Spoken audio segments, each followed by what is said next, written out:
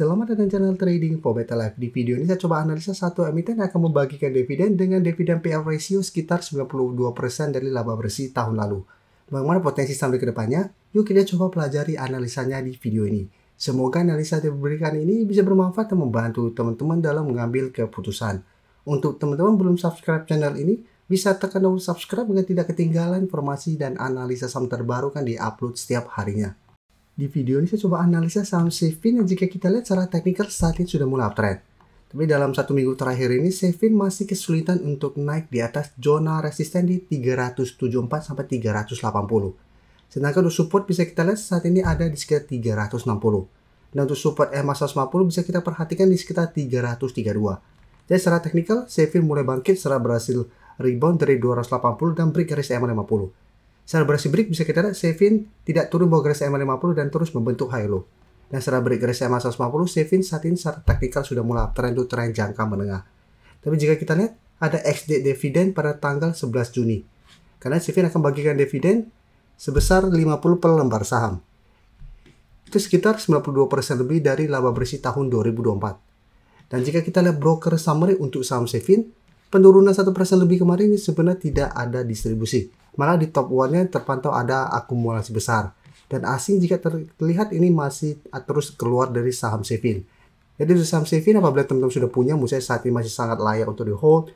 Tapi untuk teman-teman yang saat ini ingin coba pantau dan entry saham Sevin, menurut saya lebih oke dan tunggu terkoreksi ke sekitar harga 350 sampai 360 apabila masih bisa bertahan di zona harga ini, baru coba ikutan entry untuk lebih oke-nya. Dan Sevin, apabila teman-teman sudah punya di bawah harga 300, menurut saya bisa jadikan 330 untuk trailing stop.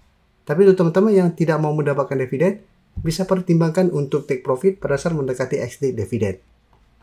Jadi untuk saat ini, saya lihat Sevin masih ada potensi minggu depan untuk kembali naik mengetes 380. Tapi jika terpantau mencoba break 380 masih gagal, cara pergerakan saya lihat Sevin akan mulai sideways untuk tren jangka pendek. Dengan range harga atau target penurunan terdekat ada potensi kembali ke 350. Nah sekarang kita lihat PNLF. PNLF secara teknikal saat ini masih downtrend. Setelah sebelumnya gagal bertahan di garis EMA 50-150. Tapi dalam beberapa minggu terakhir ini, PNLF memang mulai sideways tapi mencoba naik di atas 300 selalu gagal. Sedangkan untuk support kuatnya sebenarnya saat ini ada di sekitar 280. Dan jika kita perhatikan, 290 saat ini masih berupa support minor. Karena belum sempat mengetes 280, baru di sekitar 290 PNLF masih bisa bertahan. Tapi untuk PNLF menurut saya lebih oke apabila mau enter adalah tunggu berhasil naik kembali di atas 300. Karena apabila berhasil naik kembali di atas 300 ada potensi dan mulai membentuk high low dengan target terdekat di 320. Dan target lebih jauh di 340 atau tepat di garis EMA 50. Dan jika kita perhatikan broker summary untuk PNLF ini menarik, bisa kita lihat 2 hari terakhir asing sudah mulai masuk walaupun jumlahnya tidak besar. Karena memang sebelumnya asing keluar dengan jumlah sangat besar. Tapi di broker summary jika kita perhatikan di sini ini ada akumulasi pada penurunan hari Rabu kemarin. Jadi untuk PNLF apabila mau wait and see masih bisa coba dipantau. Tapi untuk oke adalah buy on breakout. Jadi buy on breakout apabila berhasil break 300 dengan target swing jangka pendek di 320 atau hold saja selama PNLF tidak turun di bawah 300 dengan target lebih jauh di 340. Dan sekarang kita lihat PNBN.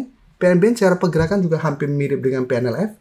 Bisa kita perhatikan secara sebelumnya bergerak downtrend karena gagal break garis EMA, gagal bertahan di atas garis EMA 50-150 juga. Saat ini mencoba untuk bertahan di support 1200. Jadi masih berupa support dan untuk resisten terdekat bisa kita lihat di sekitar 1250. Jadi belum sempat mengetes 1300, baru di sekitar 1250 PNBN kembali melemah. Dan jika kita perhatikan broker summary untuk PNBN pada perdagangan kemarin tidak naik dan turun. Asing terpantau melakukan sedikit akumulasi, tapi secara keseluruhan memang ini masih terus distribusi. Tapi di broker summary terpantau ada sedikit akumulasi. Jadi untuk PNBN, apabila mau coba spekulatif buy, Musa masih bisa coba tunggu di 1200. Apabila berhasil bertahan, Musa masih bisa coba entry dengan target swing jangka pendek di 1300. Atau mau lebih oke, tunggu PNBN berhasil naik di atas 1300 baru buy on breakout. Karena apabila berhasil break 300, ada potensi sudah mulai membentuk high low. Dan 1300 kedepannya berpotensi untuk menjadi support kuat untuk PNBN.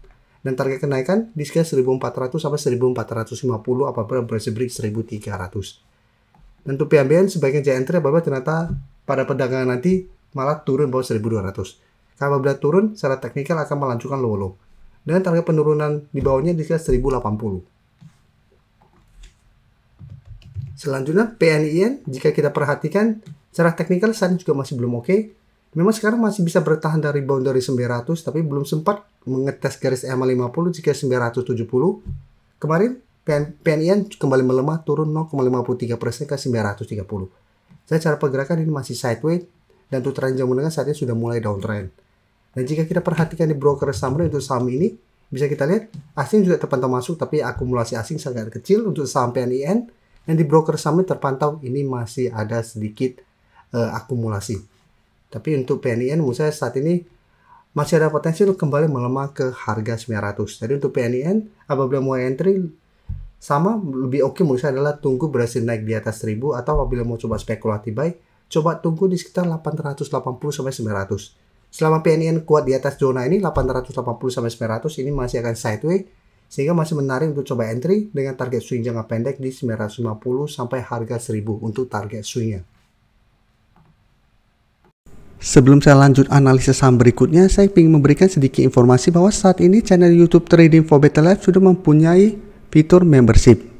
Jadi fitur membership ini apabila teman-teman mau join, bisa tekan tombol join ini. Bisa kita lihat di sini.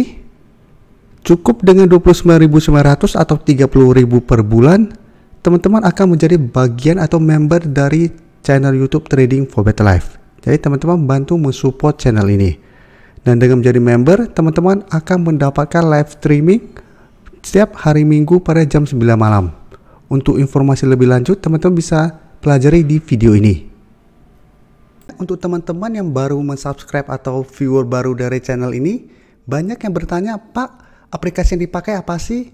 Bagaimana cara menentukan EMA 50 dan 150 dan sebagainya? Teman-teman bisa klik bagian playlist ini. Jadi teman-teman bisa cari channel Trading for Better Life, klik playlistnya. Di playlist ini banyak video-video edukasi yang teman-teman bisa pelajari. Jadi untuk aplikasi yang dipakai maupun cara baca candle, teknikal analisis, bandarmologi semua ada di sini. Jadi teman-teman bisa coba cari di playlist untuk pelajari video-video edukasi yang sudah pernah kami bagikan sebelumnya. Terima kasih telah menonton video ini. Like dan share video ini bila bermanfaat bagi teman-teman, dan support channel ini dengan cara tekan tombol subscribe agar channel ini bisa makin berkembang dan bisa membantu lebih banyak orang lagi. Terima kasih.